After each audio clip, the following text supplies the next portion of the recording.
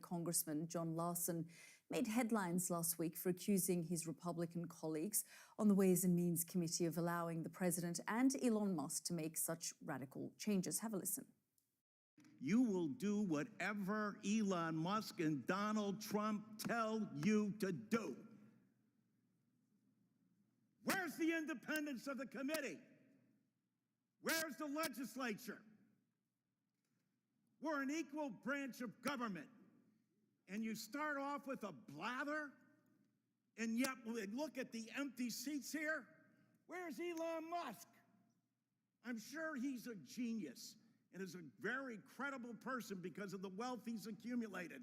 But that does not put him above the law or the responsibility to come before this committee in this Congress. If he's so great, if these plans and all the fraud and abuse that he's found are so eminent, why isn't he here explaining it? You know why. Because he's out to privatize.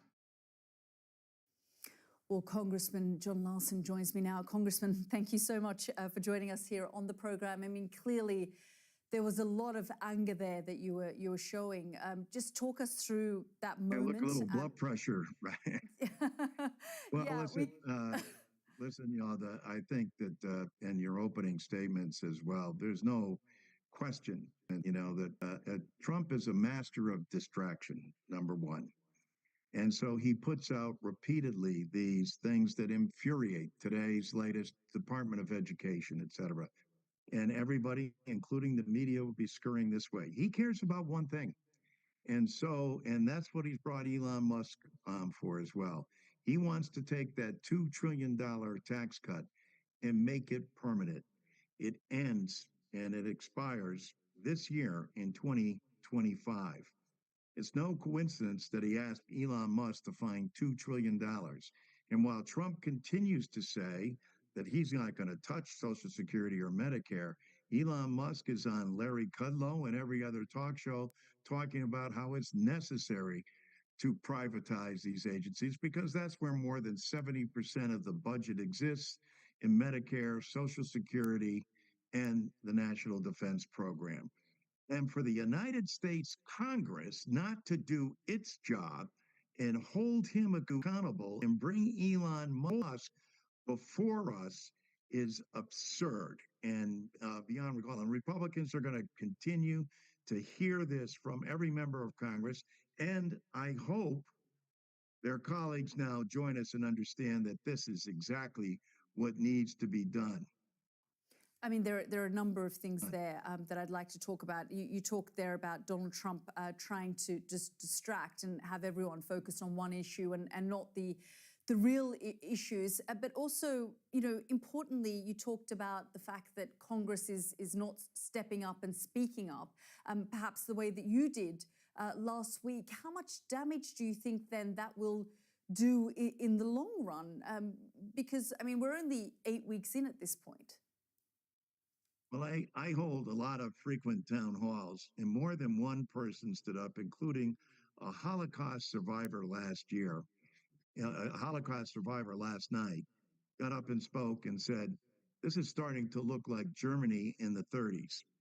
And I know that sometimes a lot's made of this, but the fact of the matter is, when you can give somebody who's not accountable to Congress, that didn't have to be approved by the United States Senate, that doesn't have to disclose any of his information when he is already dealing with the United States government, and neither do any of his DOJ employees.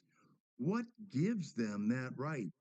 It is legal to have a special assistant, but it is not legal to have someone not come before the Congress and be accountable for their proposals and what they're doing. And why is it that these DOJ employees can have access to people's information and data, and we don't even know who they are?